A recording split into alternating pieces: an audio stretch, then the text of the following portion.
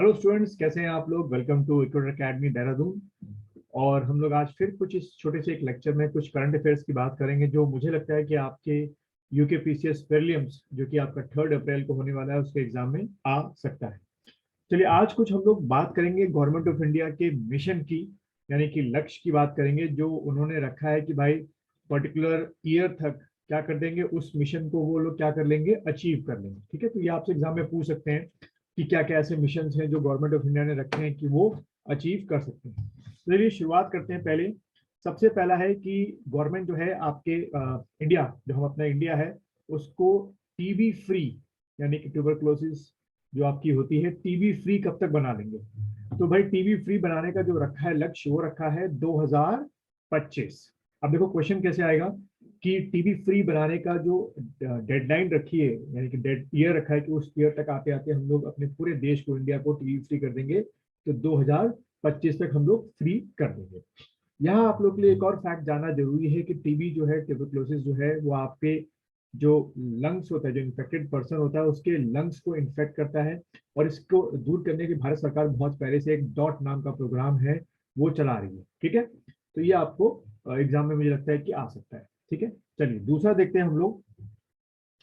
फिर आपकी government of India ने 5 ट्रिलियन 5 ट्रिलियन डॉलर की इकोनॉमी कि भाई हम जो है इंडिया को $5 ट्रिलियन की इकोनॉमी जो है बना देंगे। ये टारगेट हमने रखा है 2025 तक। ठीक है, 2025 तक कि भाई $5 ट्रिलियन की इकोनॉमी हम इंडिया को बना देंगे। अब हो सकता है कि ये 2-3 साल पीछे जाए, शायद नया आपका एक अपडेशन आ जाए, पर अभी जो गवर्नमेंट वेबसाइट्स में जो टारगेट ईयर दे रखा है वो यही दे रखा है 2025 तक। हाँ, हम क्यों मान के चल रहे हैं कि ये ईयर थोड़ा सा आगे बढ़ सकता है, क्योंकि ड्यू टू द कोविड जो आपका 2020 हो गया, 2021 हो गया और अभी भी 22 में चल ही रहा है कोविड, तो इसकी वजह से जो है आपके जो कई इकोनॉमिक एक्टिविटी थी, चाहे वो प्राइमरी सेक्टर की हो, सेकेंडरी सेक्टर की हो, टर्शरी सेक्टर की हो, वो आपकी डाउन हुई है। तो हो सकता है कि उसकी वजह से शायद ये टारगेट 2025 में पूरा ना हो पाए। ठीक, चलिए अगला है आपका कि भाई हम 100% इलेक्ट्रिक व्हीकल्स, ठीक है, 100% इलेक्ट्रिक व्हीकल्स जो है वो अपने भारत में कब से लागू करने शुरू कर देंगे। तो उसका आंसर है आपका 2030। तो जो आपके रोड एंड ट्रांसपोर्ट मिनिस्टर है नितिन गडकरी जी, उन्होंने बोला है कि 2030 के बाद से भारत में कोई भी आपकी पेट्रोल या डीजल गाड़ी नहीं बिकेगी। सिर्फ और सिर्फ क्या बिकेगी 2030 के बाद से, आपकी ई व्हीकल या ईवी व्हीकल्स आपके बिकेगी। ठीक है, तो यहाँ आपको एक बात जाननी जरूरी है कि मान लीजिए अगर आपने 2030 में कोई एक पेट्रोल कार खरीदते हैं तो उसकी लाइफ क्या मानी जाएगी, तो उसकी लाइफ मान जाती है 15 साल।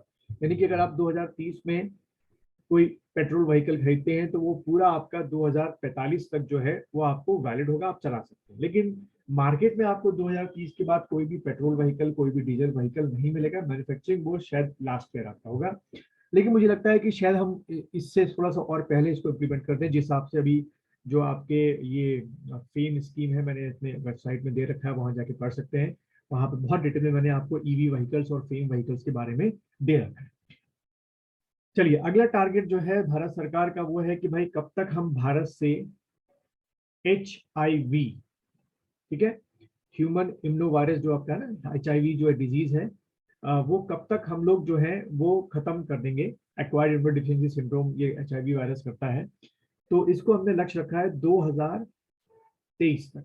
ठीक है, 2023 तक जो है पूरी तरीके से हमारे यहाँ जो HIV इन्फेक्शन है उसको हम लोग खत्म कर चुके हैं। ठीक, ये आपको पता होगा कि ये आपका वायरस से होता है, और जिस इंसान को ये होता है उसका जो एक्वायर्ड इम्यूनो डिफिशियंसी सिंड्रोम जो है, एड्स वाला जो कॉन्सेप्ट है वो उसमें आ जाता है, यानी कि उसकी जो इम्यूनिटी होती है वो बिल्कुल खत्म हो जाती है।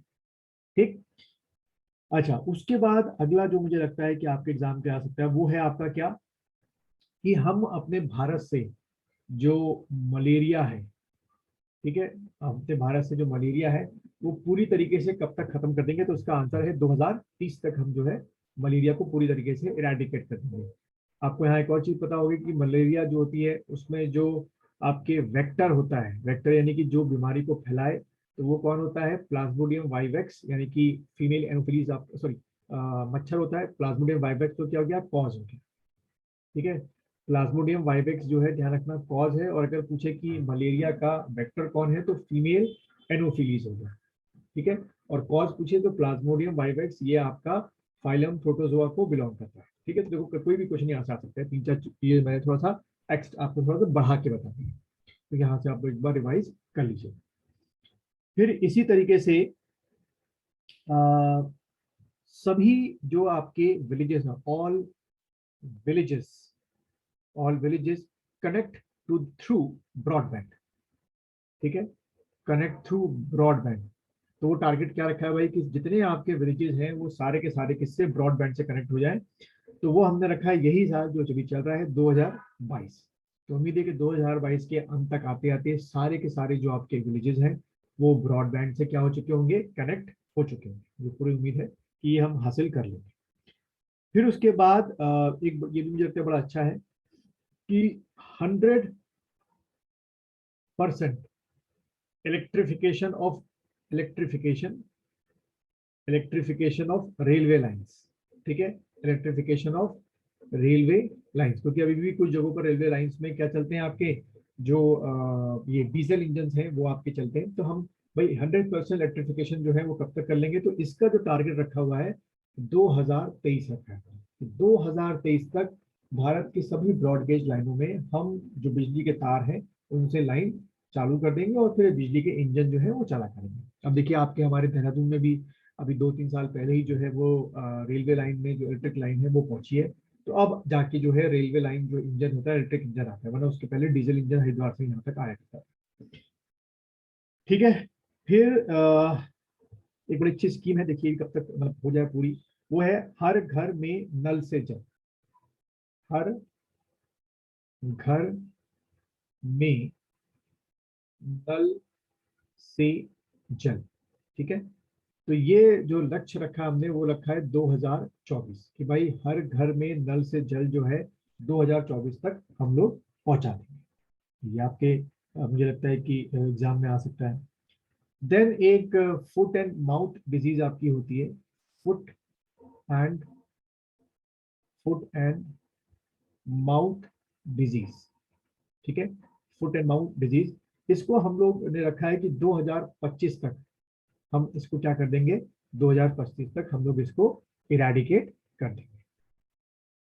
ठीक, उम्मीद है इतना आपको समझ में आ गया। चलिए कुछ और करंट अफेयर्स की बात करते हैं, तो ये टारगेट्स आपको याद रखने हैं। Flying bug, sorry flying big, flying big.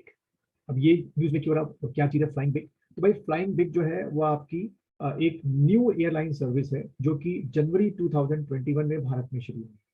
जनवरी 2020 न्यू एयरलाइन सर्विस। ठीक है, airline service started in India. Airline service started in India. ठीक है, तो ये आपके एग्जाम में आ सकता है। देन जनवरी 2021 में जनवरी 2021 में हमारे भारत में बहुत बड़ा, जितना हमारा एक्सपेक्टेड है उससे ज्यादा लिथियम लिथियम जो है उसका लिथियम का जो है सोर्स खोजा गया है। ठीक है, लिथियम का कह सकते हो माइंस हो गया या सोर्स जो है खोजा खोजा गया है। लिथियम माइंस जो है वो सर्च की गई है, एक्सकेवेट की गई है, वो कहाँ पर, आपके कर्नाटक में, कर्नाटक। ठीक है, अब ये क्यों इम्पोर्टेंट है, इम्पोर्टेंट इसलिए है कि अभी हमने पहले पढ़ा था कि जो लिथियम है जो ये ईवी कार है 2030 तक हम लोग सिर्फ ईवी कार ही मैंडेट करेंगे 2030 के बाद। तो भाई हमको पता है कि जो आपकी कार्स होती हैं वो आपकी किससे, लिथियम बैटरी से चलती हैं। अभी हमारे पास लिथियम इतना नहीं है, बाहर से हमें लिथियम जो है इंपोर्ट करना पड़ता है, इसीलिए आज भी जो आपके ये ईवी व्हीकल हैं वो अभी बहुत महंगे पड़ते हैं। लेकिन जब लिथियम का सोर्स भारत में मिलना शुरू हो जाएगा, एक्सकवेशन शुरू हो जाएगा, तो यहाँ की जो कंपनीज हैं वो भी आपकी कारों की जो परचेज जो सेलिंग है कहते हैं कि आधी हो जाएगी। जो आज आप कार मान लीजिए 10-12 लाख की कोई ई कार खरीदते हैं, ईवी कार खरीदते हैं, तुरंत उसके दाम जो है 5-6 लाख रुपए आ जाएंगे अगर ये लिथियम का जो कॉन्सेप्ट हो जाए। तो आप टेक करके आएंगे, लिथियम का एक बहुत बड़ा भंडार जो है वो कहाँ खोजा गया है, तो आप टेक करेंगे कहाँ पर खोजा गया भाई, ये खोजा गया है आपका कर्नाटक में। ठीक है, ये कर्नाटक में खोजा गया है। चलिए आगे बढ़ते हैं। अगला एक और अच्छा बड़ा क्वेश्चन, बड़ा अच्छा जो मुझे लगता है कि आ सकता है, वो ये है कि कोविड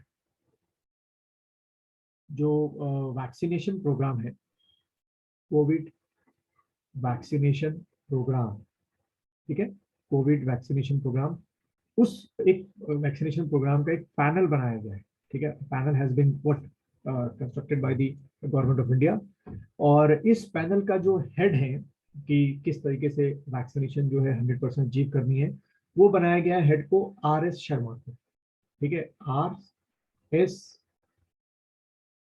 शर्मा, RS शर्मा। तो ये आप टिक करके आ सकते हैं, ठीक है।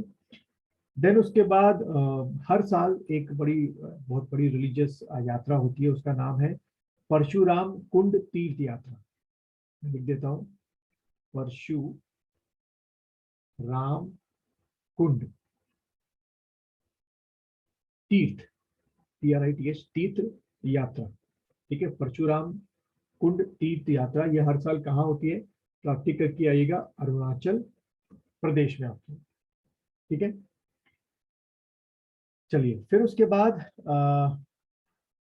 इंडिया में किस स्टेट में आपका एयर टैक्सी सर्विस शुरू हुआ है, एयर टैक्सी सर्विस। बाकायदा वहाँ पे 4 सीटर या 6 सीटर प्लेन जो है वो टैक्सी की तरह काम करेगा। तो एयर टैक्सी सर्विस जो हमारे इंडिया में शुरू हुआ है, वो शुरू हुआ है हमारे हरियाणा, ठीक है, हरियाणा। तो ये आप लिख सकते हैं। तो ये एक छोटा सा लेक्चर था, एक और कह सकते हो सीरीज का, करंट अफेयर्स को लेके। जब तक आपके एग्जाम में हो जाते हैं 3 अप्रैल को, मैं कोशिश करूंगा कि हर दिन कुछ कुछ आपके ऐसे ही 8-10 क्वेश्चन आपके लिए लेके आए, जो बहुत ही सेलेक्टेड है, मैंने छाप रखे। ऐसे तो करंट अफेयर्स बहुत ज्यादा है, अगर इसमें से 5-6 क्वेश्चन भी आ जाए तो बहुत अच्छी बात है। मिलते हैं फिर नए लेक्चर में, ठीक है, चलो।